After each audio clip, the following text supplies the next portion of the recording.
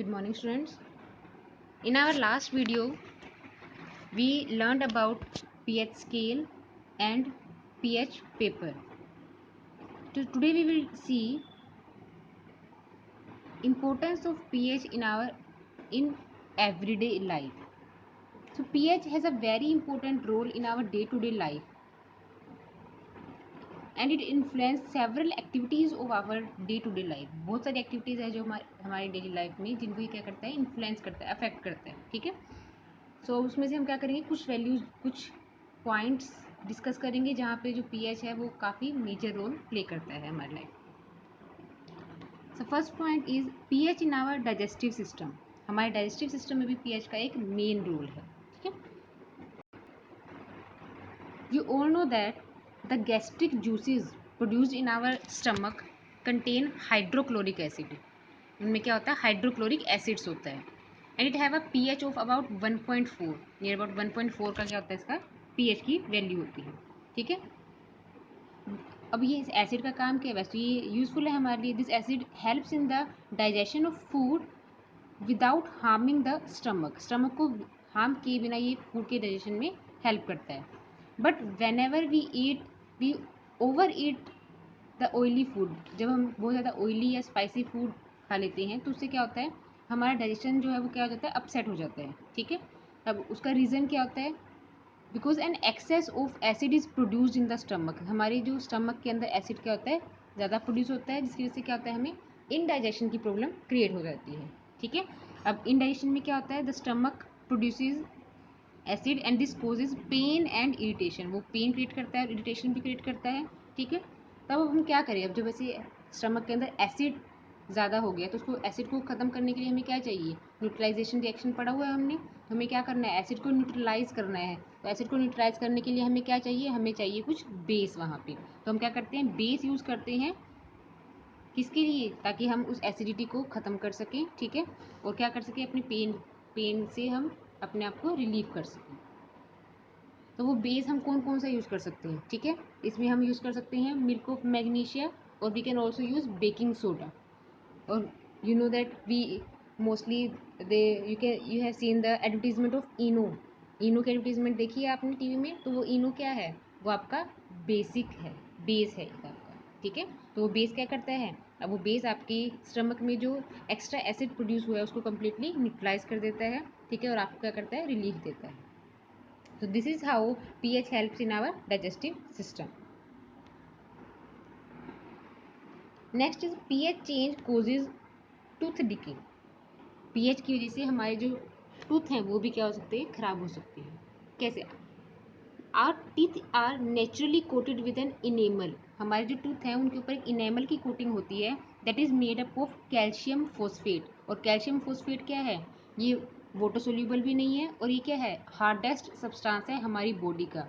जो इनेमल की कोटिंग है हमारे टीथ के ऊपर, वो क्या है, हमारी पूरी बॉडी का सबसे हार्डेस्ट सब्सटेंस है. तो ये क्या करता है, हमारे जो टूथ है उनको क्या करता है, डिके होने से बचा कर रखता है. But whenever the pH of our mouth falls below 5.5, जब भी हमारे माउथ का पीएच 5.5 से कम हो जाता है तो ये जो इनेमल की कोटिंग है, जो हार्डेस्ट सब्सटेंस है, ये भी क्या हो जाता है, क्रोड होना स्टार्ट हो जाता है. और जब ये क्रोड होना स्टार्ट हो जाता है तो हमारे, और ये क्या करता है, ये टूथ डिके करना स्टार्ट कर देता है वहाँ पर. अब ये होता क्यों है, the bacteria present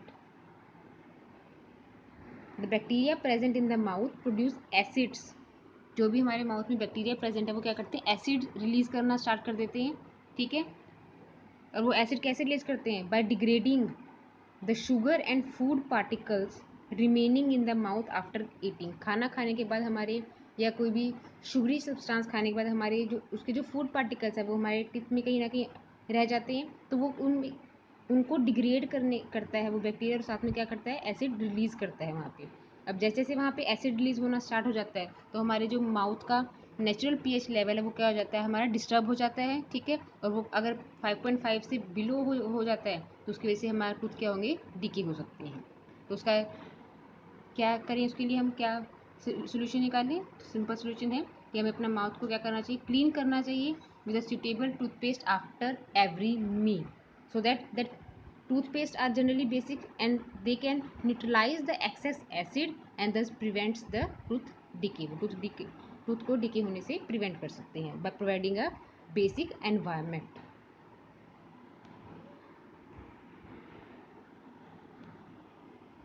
Next is effect of pH on living kingdom.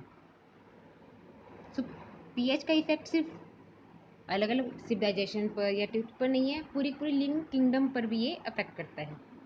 अब लिविंग ऑर्गेनिजम्स क्या कर सकते हैं, सिर्फ एक प्रॉपर रेंज में ही अपने आप सर्वाइव कर सकते हैं. उनको भी सर्वाइव करने के लिए प्रॉपर पीएच वैल्यू चाहिए होती है, ठीक है. और वो भी क्या होता है, बहुत सेंसिटिव होते हैं to the pH changes in the environment. जो भी पीएच में चेंज आएगा तो उसकी बॉडी जो है उनके अकॉर्डिंग उसमें कुछ ना कुछ चेंज आएगा, ठीक है. वो भी रिएक्ट करेंगे इसके अकॉर्डिंग.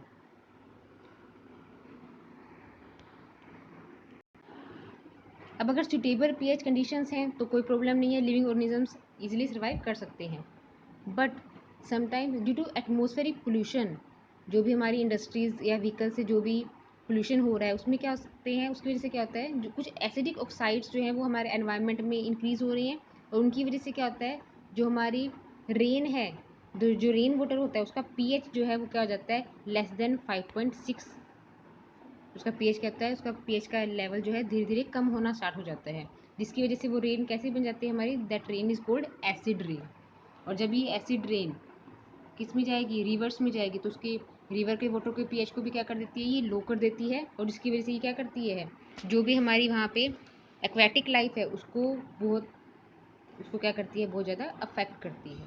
इतना ज़्यादा अफेक्ट करती है कि वहाँ पे कई बार एक्वेटिक एनिमल्स की डेथ भी हो जाती है, ठीक है. दिस मीन्स पीएच हमें अब सर्वाइव करने के लिए भी एक प्रॉपर पीएच जो है वो चाहिए. Next is self defence by animals and plants through chemical warfare. Self defence means अपनी आत्मरक्षा. इस तरह से आत्मरक्षा मतलब अपने कुछ एनिमल्स और प्लांट्स के पास भी सेल्फ डिफेंस के लिए वो कहीं ना कहीं पीएच को या एसिड और बेस के कंसेप्ट को यूज़ करते हैं. देखते हैं कैसे करते हैं, ठीक है.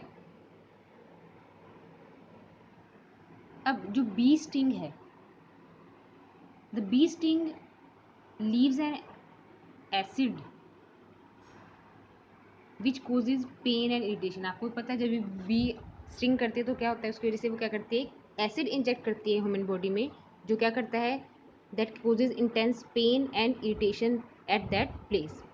सो to get rid of this pain and irritation, that is acid it is caused by the acid. So how can we neutralize it? Simply by using a base.